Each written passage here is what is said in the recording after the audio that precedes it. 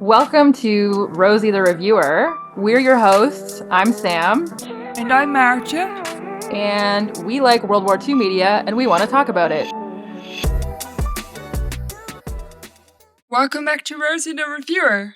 This week we are talking about the Ministry of Ungentlemanly Warfare, which came out very recently. It is a movie directed by Guy Ritchie, written by Paul Timothy, Eric Johnson, Harrison Mell, and Guy Ritchie himself, and it was produced by Jerry Bruckheimer. You may know from stuff like Pirates of the Caribbean, which I really enjoy. It's also based on a book, and you'll have to bear with me because I'll probably mess this up because it's so long. But the book was called Churchill's Secret Warriors, the explosive true story of the Special Forces desperados of World War II. And it was written by Damian Lewis, not the actor, but the author, in 2014. So it's been around a while. And interestingly, I have a copy of this book because I read it, but I just purchased it recently, and it has been retitled The Ministry of Ungentlemanly Warfare, The Mavericks Who Plotted Hitler's Downfall, Giving Birth to Modern-Day Black Ops. That's also a long title, but I wonder why they changed it. I'm just kidding, I know why they changed it. What did you think of the movie, Sam? I thought it was all right. It was some classic spy schlock, I guess. I didn't get, I don't know. I always like an action movie, so I do enjoy a chase and an explosion and all that kind of thing. So, it was a good Friday night watch with some popcorn, but it wasn't super memorable to me. I don't think I would watch it again. Interesting, because I really liked it. And I'm not too big a fan of action movies. If I had to give it one criticism, it's that it's not really character driven, it's more story driven. So we don't really get any personal motivations whatsoever, which would be my biggest criticism of this movie. But I did enjoy the story, and I thought the pacing was good, and I thought it was funny, and I thought it was a little violent, which I am not a really big fan of, but I also didn't really mind too much. So I don't know, it was a fun watch for me. Which I feel like we've kind of turned the tables because usually you're more into these kind of movies than I am. Yeah. Not to say that I didn't find it entertaining, but yeah, it was just all right. And would you say that the fact that you've read the book, which I haven't, has it changed your opinion of the movie at all? Yeah, I think that even when I was watching the movie, there was a lot of things happening where I was like, this can't be accurate. I just don't believe this. Just even before I'd read the book, I put things in my notes like, and then a extremely unlikely amount of explosions and killing takes place, so I sort of knew. And then I read the book and I was like, well, they changed all these details for no reason. The original story is wild and exciting enough, in my opinion. But yeah. I mean, it's not like I was super excited about the movie, and then the book made me not like it. I just kind of read the book, and I was like, yeah, that's about what I thought. Yeah, I think I agree, to be honest, because it is a little bit wild. And also, it's really played up for comedy as well, which I don't know if it helps. It's funny because I immediately got super SAS Work Hero vibes, except they do it so much better. It's the same they want to do the same thing, I feel, but it's not as good. So, I agree. Yeah. And part of the reason why they might have similar vibes is that this group actually got sort of subsumed into the SAS later on in the war. So they are kind of a similar kind of fighting force. yeah. I always feel like they didn't go hard enough with like the music, and I don't know. It's just not quite on that level of SAS Work Heroes. But I still found it enjoyable, and I don't know if I would watch it again either, but for an action movie, I enjoyed it. So let's get into the plot.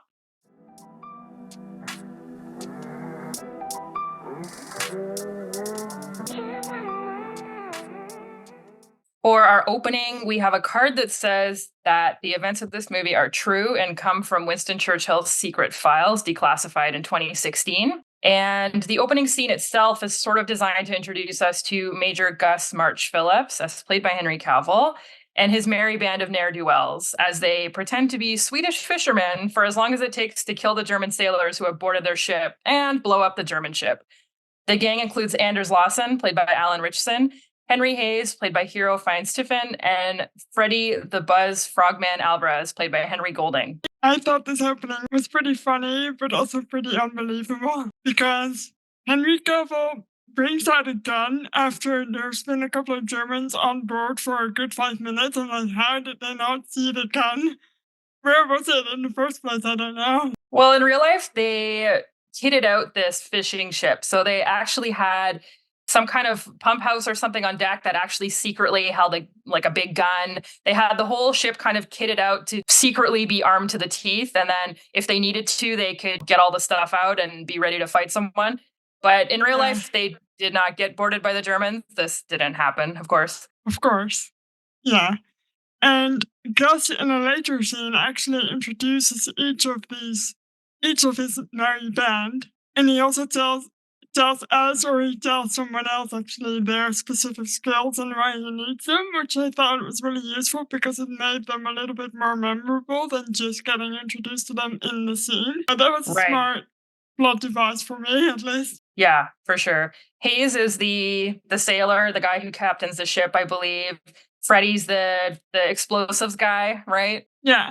And he's called Frogman because Henry Cavill's character Gus says that he can swim the channel with his feet tied together or something, which is why he's called Frogman, which I thought was interesting. Yeah. We're in 1941. We're going back to 25 days earlier in the UK. We have Winston Churchill, as played by Rory Kinnear, Brigadier Colin Gubbins, played by Carrie Elwes, who I'm always excited to see in a movie, and Ian Fleming, played by Freddie Fox.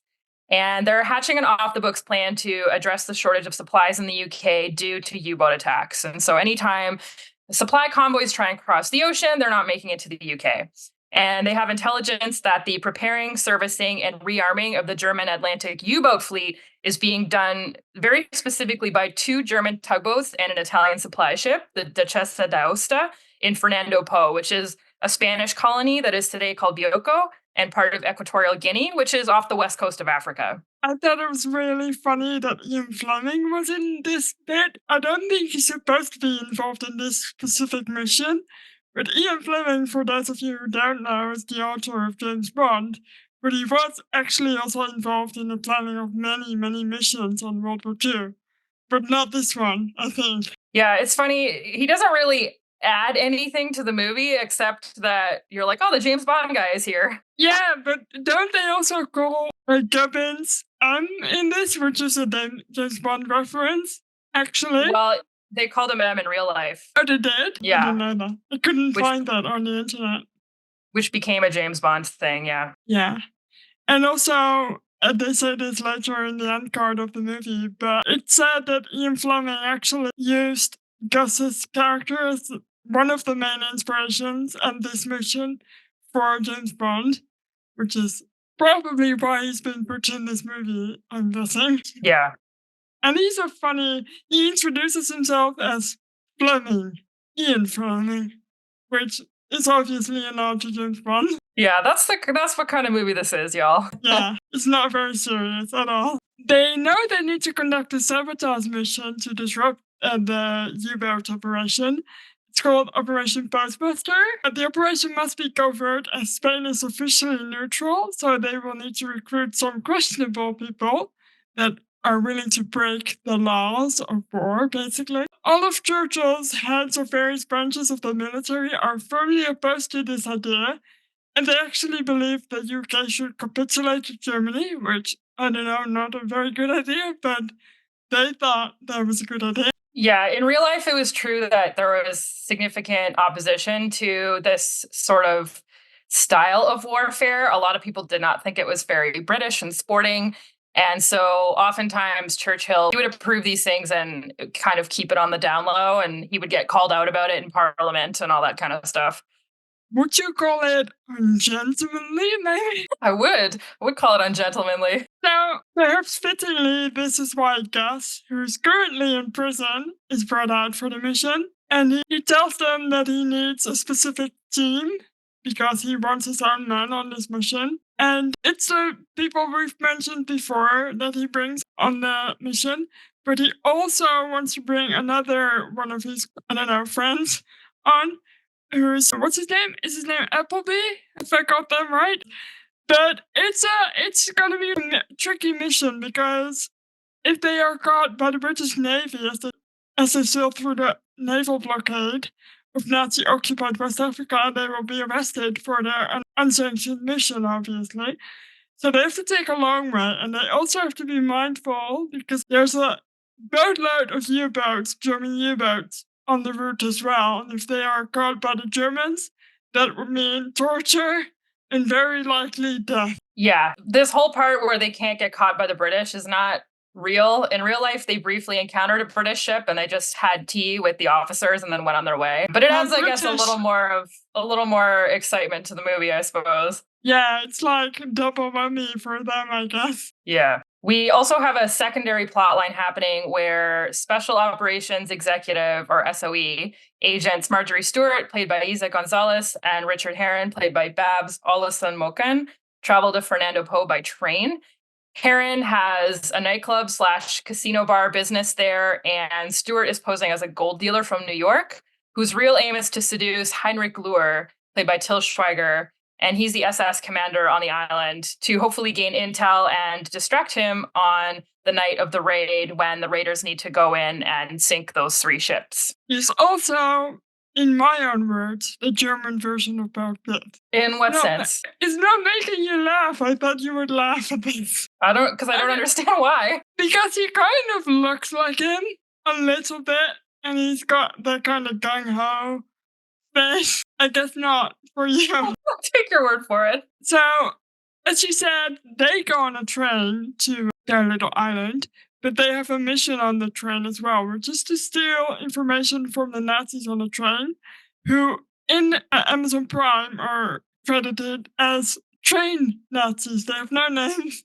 Well, that's very descriptive. Yep. And they have to obtain this information to make sure that the Jessa is actually loaded with the materials to resupply the U-boats, to see if they actually are taking the right ship. And we get a little taste of their spyness, and they communicate the information they get back to the SOE in Morse code. Yeah. Meanwhile, Gus and his gang of miscreants stop at the Canary Islands, where Gus's friend and fellow SOE agent, Jeffrey Appleyard, played by Alex Pettifer, is being held by the Gestapo. And they're going to do a night raid to get him out, but they end up having to do it during the day. Everything that happens in this movie, they're like, great, we have this great plan. We're going to do it all sneaky like. It's going to be delightful. And then some thing happens and they're like, never mind, we have to do it the most dangerous way possible and we have to do it right now. So they rescue him by basically killing a lot of Nazis and blowing up the camp. Like, there's really not a lot of finesse in it. No, and we get a glimpse of basically Lassen, who's a bit of a madman. And he's very good at killing, and he cuts out the heart of a German soldier and kind of shoves it up to Appleyard, he's also very good at shooting a bow and arrow, which is why they're not spotted sooner than they should be, really. Because it's like they're very lucky in this movie too. Like, nobody sees them for a good 20 minutes. Yeah, in real life, Lawson was a big fan of the bow and arrow. He actually asked the SOE if they would send him some. And I believe they sent him 2, but they were like, don't use this in warfare, though. You're not really allowed to. It's inhumane. And he was like, inhumane? Like, how is that different from me, like, shooting them or stabbing them with my knife? But anyways, yeah, so he was known as the Commando Robin Hood. He was just fond of his bow and arrow. Yeah, I really enjoyed him as a character, even though he's very violent. But in terms of funniness in the movie, he's probably the funniest one. Yeah, he was a funny dude in real life, too. They had to write these reports after their missions to say, what did we do? What went wrong? That kind of stuff, so that other agents could learn from them. And his reports routinely would just say, landed, killed Germans, fucked off. That sounds about right, then. Yeah. Fernando Po, meanwhile, Marjorie and Heron realized that there are a lot more Axis forces on the island than they previously thought, which will hinder the mission. They thought there would only be a couple of mechanics, and there's now loads of men and officers on the island. They realize they need more men, so Heron just says, leave that to me. And then next, they meet Heinrich Luhr for the first time, and Marjorie sets up the first part of her seduction, basically, by entertaining him with riddles, and I really enjoyed this because I like riddles. They see Lur's torture. He's kind of a very scary, evil Nazi. And Marjorie seems a little uncertain, but Heron reassures her that her plan is going to work. And he'll work on some other distractions to get the soldiers and officers out of the harbor on the night of the mission. Marjorie is to take Lure to the officers' party that he will set up eventually. We'll see. Well, we'll get to it later. It's funny to me, this is not the first time we've seen this where they really feel the need to make the Nazi like even worse than a regular Nazi. They're like, not only is he a Nazi, but he also tortures local women. And it's like, none of these movies ever want to rely on the banality of evil. You know, the fact that unfortunately a lot of the Nazis were just not good people the way they were. Normal people. They're evil enough. Yeah. You know, without adding all this extra stuff. We have this exact conversation about Captain America's Nazis, where they also just made them just slightly more evil than regular Nazis. And he's almost a caricature of a Nazi. I agree with you there. But at his casino bar, the one that he owns, Heron learns from a careless and drunk Spanish Captain Benea, played by Enrique Zaga, that the Digesta will be sailing from the harbor 3 days earlier than previously thought. So this is another thing in this movie where they're like, the guys are sailing all around Africa. They have to take the long way. It's going to take them 15 days to get here, but now they have to be here in 12. One of my criticisms of this movie, too, is that there's all these, like, obstructions to their mission, but none of them are an actual problem. They are all just solved like that, just very easily, which I didn't enjoy. I feel like they could have made the stakes slightly higher and made it slightly more difficult for them. At the casino bar, Marjorie also has another run-in with Lure, who solved her riddle that she previously gave. And then he tries to see if she's a spy, or at least kind of suss her out by offering up a wrong name of a New York gold trader, which she is supposed to be, to see if she'll say she knows it, but she says she doesn't. And he's like, oh, it's like the foremost gold trader in New York, and you don't know it. And then she says, I don't actually, but I do know this and this one, which is the actual name of the gold trader, so she doesn't fall for his trick, basically. And then he asks her how she feels about Jews. And this I thought was quite a clever addition to the movie, actually, because she is Jewish. And she then goes on to tell him that she respects them and admires them, and you can see him kind of looking at her like, what the fuck is going on? And then she turns it into a joke and he believes her.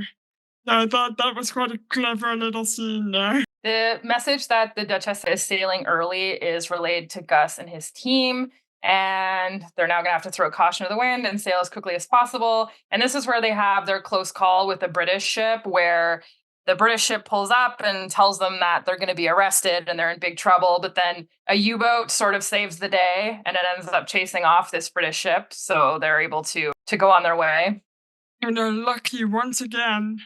Also in this scene, the message that they're given to the team is tin of corned beef out of the pantry 3 days early, and I couldn't think of a more British thing than corned beef. It's true. It's funny too, because in real life, they were trying to keep this as hush-hush as humanly possible. And so they were really trying to avoid any communications at all until the mission was over. And then they were going to immediately send just the word success, I believe, back to Britain so that Britain could start spinning the fake story of what had really happened to the ships. And so it's funny to me, they're just like doing so much back and forth communication in this, which they were really actively trying to avoid in real life because this was supposed to be so secret.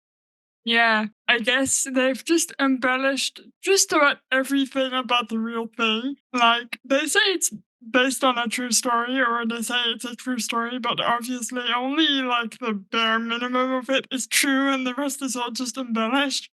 Yeah. Marjorie and Heron recruit Kembili Kalu, played by Danny Stepani. He's the quote-unquote prince of Fernando Po, so he's kind of like a local kingpin.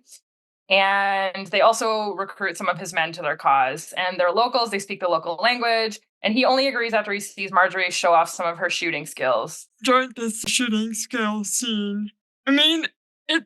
She doesn't really use it anywhere else, but it was still a fun scene. Yeah, this reminded me again of the whole Haley Atwell, Peggy Carter thing in Captain America, where it's like she has to prove her skills at like things that like men think are valuable. Yeah, Like too. she's cute, so that he'll do this thing. It's like, all right. After they've recruited the Prince of Fernando Po, or what's his name? Kambali? Kandeli Kalu. Yeah, Yeah. Kandeli. I keep forgetting his name. I don't know why. And they rendezvous with Gus and his man to discuss the plan. And part of the plan of the sinking of the Duchess requires the port lights to be off at night, which is another mission, little side quest for Heron to take care of. He sets the explosives to do so, and is actually caught red-handed by some Germans. And guess what? He's not killed or injured. Yeah. In real life, the harbor lights were turned off at night for obvious reasons. If you have a well-lit harbor, it's super easy to bomb it in the dark. And so they would turn off the harbor lights at 11:30 every night. No explosives necessary. Oh well, I guess that's just too easy. I mean, Yeah. it wasn't that much harder now, to be honest, because everything is easy for these guys. Well, you know what? They did have one fuck up light related in real life because throughout all of their planning, they didn't realize that Fernando Po was on the same time zone as Spain, not on the same time zone as Equatorial Guinea, because it Oh, was a colony. oh, So they all of their timing was off by an hour. oh no, that Yeah. seems unfortunate if you've got like time sensitive missions with light sensitive missions and that sort of stuff. Oh yeah. And that night, the night of the mission, Heron throws two massive parties, one for the officers and one for the enlistment men, so they will be out of the harbor and distracted. Marjorie discovers that the Justice hull was actually reinforced, so it will be impossible to sink, and their plan to blow it up, to blow up the hull, will not work. And the charges that Heron said go off at the right time as planned, but that was actually Gus's signal to go, but Heron just about manages to get a message to him through the SOE before they start executing their plan that was going to fail. And the press, who aren't supposed to know this mission exists, learn of the plan after we find out there's a mole in the SOE. So they listen in on the communications. And Gus's men are ordered to stand down, but Gus pretends he can't hear them and says, "Please, blah, blah, blah, blah, fuck off." So I thought it was funny. It made me laugh. Yeah. So in real life, they had never planned to sink the ships because the harbor was too shallow. So if you sank the ship, it would just drop a few feet and then sit on the sit on the bottom, and it would be really easy for the Germans to just repair it and get it floating again. So the plan was always to steal the ships. And in fact, they were in constant communication like with the British before the mission, with the sort of the admiralty and all that, because what they needed was when they stole the ships, the plan was they were going to tow them and then hand the ships over to the British. And the British official story was going to be that all the German and Italian sailors had mutinied and given themselves up to the British voluntarily. So the actual plan that they ended up carrying out was the actual plan all along. Yeah. In real life. Okay, that's funny. And so yes, they plan instead of sinking the ship to steal as they did in real life and deliver it to the British Navy. They do have to solve quite a few problems, like the very the anchor, the German and Italian sailors on the ship itself, and the SS boats that could pursue them if they escape. And as you can expect from a Guy Ritchie movie, there's lots of explosions and lots of boatloads, some might say. Yeah. There's lots of bloody mayhem, and they succeed in getting the ships free, but now they have to wait for Marjorie and Heron. And Marjorie is, of course, keeping Lure, the SS officer, occupied at the party, which she was supposed to be doing. But she slips up while she's performing a song and uses some Yiddish instead of German. And then he sort of susses her out immediately. He's like, that sounds not German. But to be fair, he has been suspicious of her the entire time. He's never quite really trusted her, I feel. Also, I looked into the song that they chose for her to sing, which is Mac the Knife, which was originally a German song by a German composer, which is probably why she sings it in both English and German. Although in real life it would have had to be in German because it hadn't been translated yet. And it's actually composed by a Jewish composer. So it's a strange choice of music in this. I don't think it's intentional, but I just got down a rabbit hole for no reason. But Well, it there might you have been go. intentional on her part because she knew that he was so, ravenously anti-Jewish. Maybe just annoy him just slightly. Yeah. Yeah, could be. And so Lure captures her and kind of takes her to his torture chamber, but then all hell breaks loose at the harbor and he takes her with him in his car. And then, as he's about to maybe kill her, I don't know, she reveals that she has a gun stashed up somewhere quite private and she kills him. Yeah, she has a gun stashed in her bathing suit area, we'll say. And I didn't like this at all. It was like, it's a slow-mo shot of him dying and I hated it. Absolutely. Yeah, it was a bit silly. The team is arrested after they deliver the ship into British hands. They're brought into a room together. You think they're going to be court-martialed, but Churchill comes in and he reveals that, well, good news, y'all. American supplies and troops were able to reach British shores without being harassed by U-boats. And so they're a success, and they are recruited to become a part of Churchill's quote-unquote Ministry of Ungentlemanly Warfare. Ooh. And in real life, I think they were called the number 62 Commando, the group, I think. But they don't mention it in the movie. But, Yeah, they're part of the SOE for a pretty limited time before they sort of get absorbed into the SAS. So the ending card tells us that the group continued to go on missions during the war and they were highly decorated. We see some of the decorations as well. Gus and Marjorie are married, which from the movie you would have no idea that they were even remotely interested in one another, but that's fine. Ian Fleming uses Gus and Operation Postmaster as inspiration for the James Bond, which we already kind of sussed out in the beginning.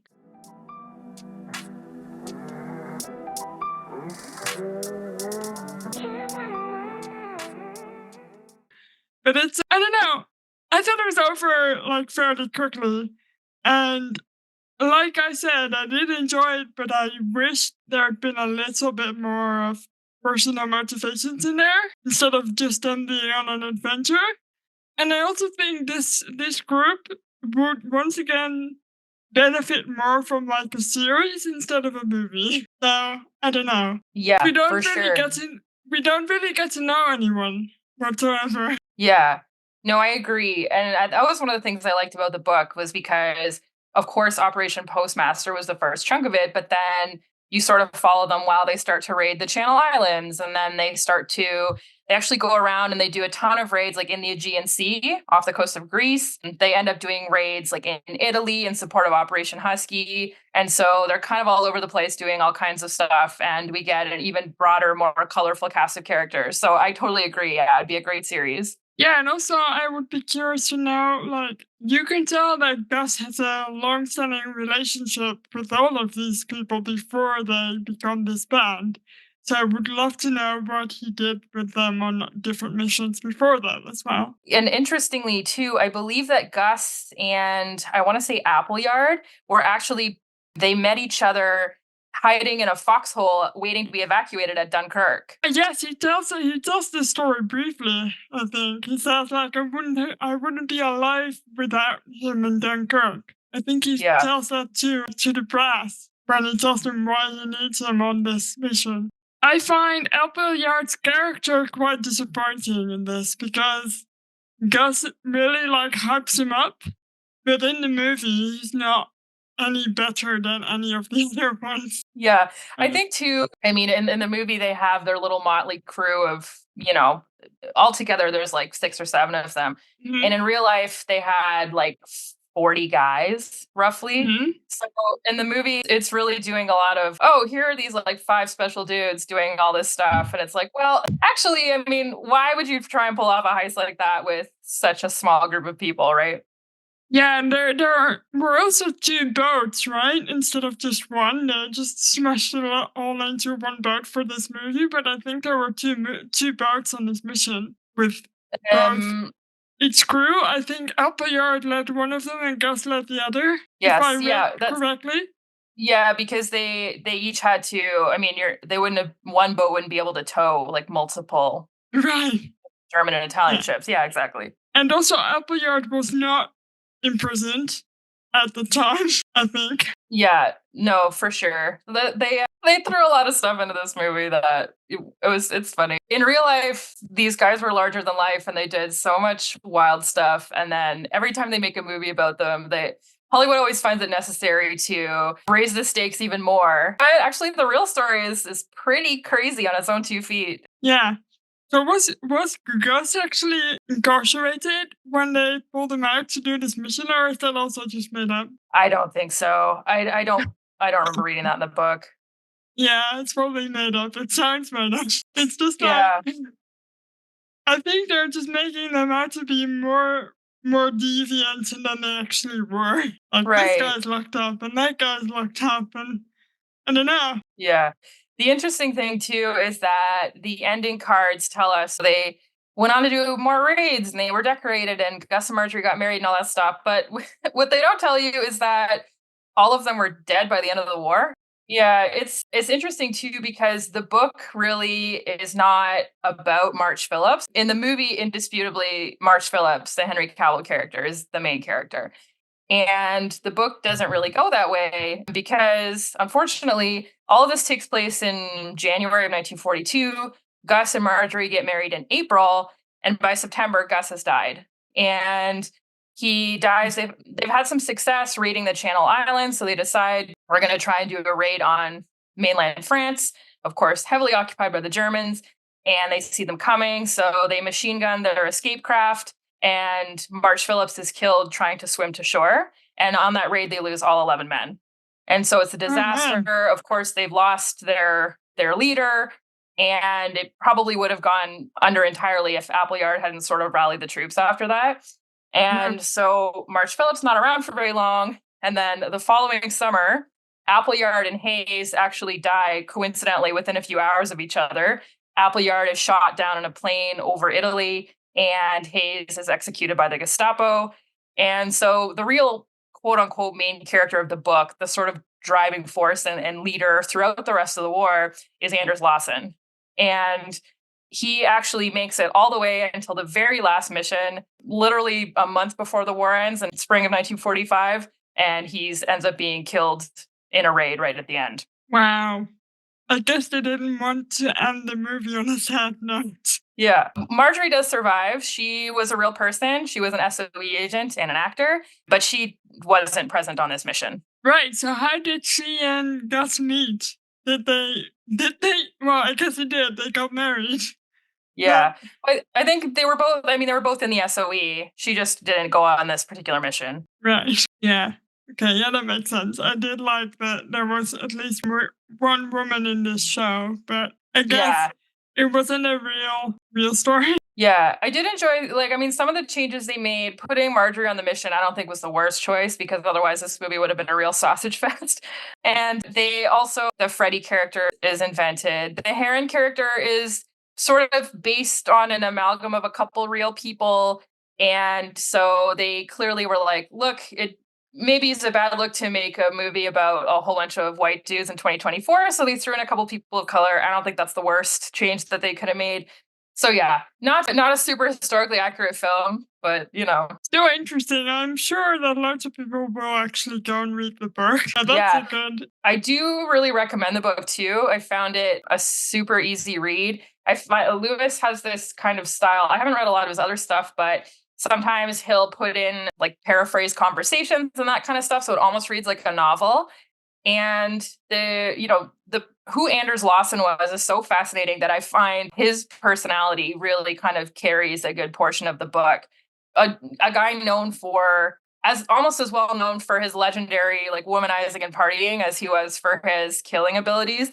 But he also was, people constantly remarked on the fact that when they were doing raids in Greece, for example, or Crete or in those islands, a lot of the time they were really reliant on help from the local population. And he was so good with the peasants and the fishermen and their wives and their children.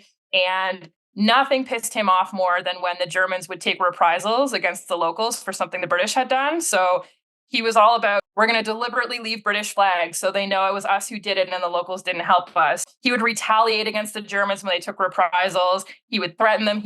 So he was constantly trying to like help the locals when they were there. He would ensure that like food was brought for them and all that kind of stuff. And he also, part of the reason why we know kind of some of his inner thoughts was he kept a diary up until the first time he killed someone up close and personal with his knife. And then he never wrote in his diary again. It really, really affected him. Ooh, So that's he was such an interesting person. Yeah, that's a really interesting detail to know about someone's like personal thoughts and motivations. That killing someone up close and personal for the first time is a reason to stop writing about what you're experiencing. That's pretty dark. Yeah. He was a young guy too, right? It's easy to forget, I think, when you read about these larger than life figures that when he died, he was, still in his early to mid 20s. And so it's yeah, you can tell it was sort of starting to like wear on him towards the end of the war, which fair enough. Yeah. It's such a shame that none of them survived. I mean, it's always Yeah. a shame when someone dies, but it's pretty rough when like every single member of a force like that. I mean, you said there were like 40 men, so probably not all of them, but a lot of them actually didn't survive the war. I guess they did go on like super dangerous missions, so their chances of dying would be probably a little higher than a common soldier's would. But still, Oh, it's rough. yeah, for sure. So Lawson and his guys ended up being part of the Special Boat Service, like the part of the SAS that was run by Jellicoe after they sort of got to Italy and that kind of stuff. So people will sort of remember we started talking about that at the end of our SAS Rogue Heroes episodes, the fact that the SAS kind of splits a little bit.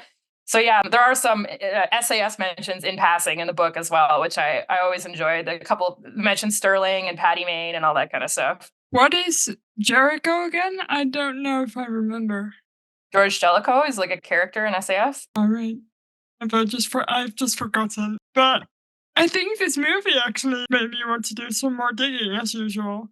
And I did a little rabbit holing into Gubbins for no reason other than I saw that the Dutch were involved. So Gubbins Yeah. actually he worked for the SOB for a while, but when it was disbanded or shut down in 1946, the Gubbins actually remained in touch with many people from the countries he had tried to help liberate.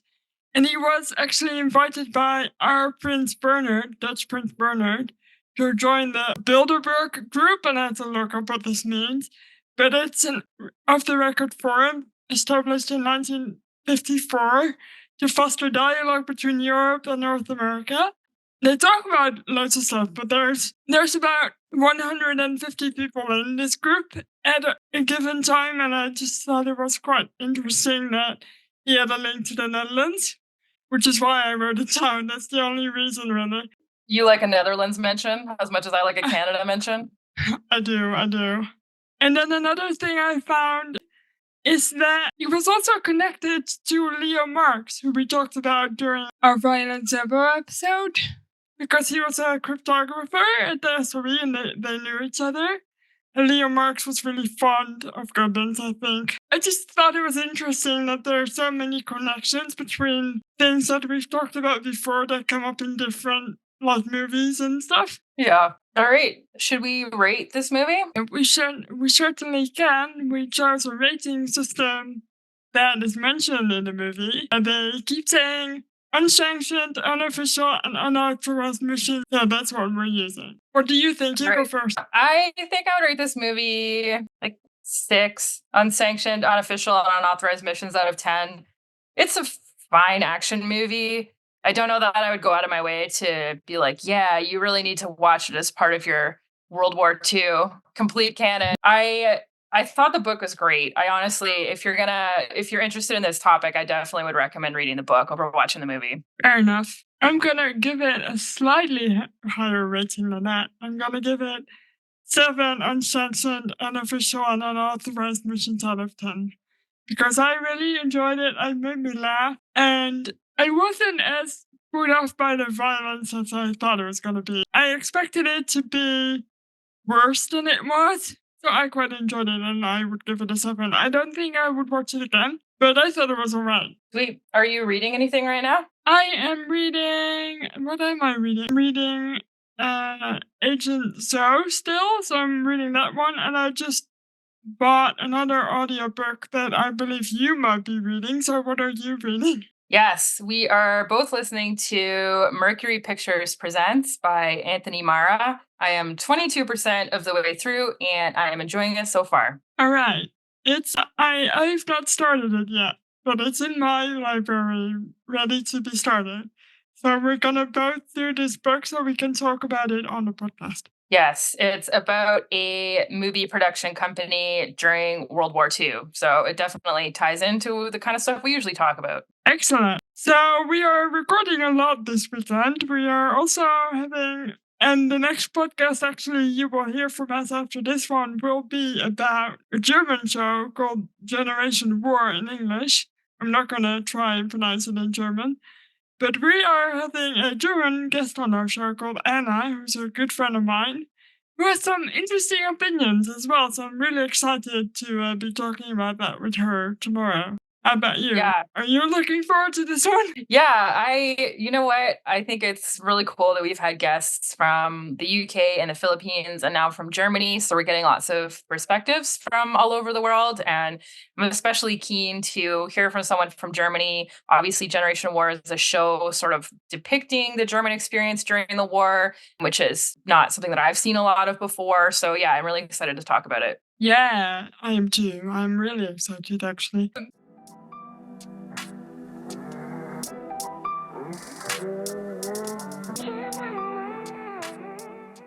For now, I guess all that's left to do is thank you for listening. You can find us on just about any podcast platform like Spotify or Apple or Amazon or wherever you get your podcast. You can also rate us 5 stars. You can find us on IMDb, and if you want to talk to us, your quickest way to do that is to find us on Instagram at Rosie the Reviewer Podcast. And you can also visit our website, rosiethereviewer.com. Am I forgetting anything? I don't think so. I think that's all of it. We are getting more and more channels, so it's getting sort of out of hand sometimes, but it's fine. This is all Mart's job to juggle. I always feel like I get the good end of it because I'm like, oh, I just get to read the books and then write the notes. And I'm like, you have to do all the techie stuff. Well, to be fair, you write a lot of notes, so I think you're doing just about as much work as I am. And I'm really glad that you're doing the research because I don't have the brain capacity sometimes to do it. So I think we're well matched. Yes, definitely. Right, so see you next week.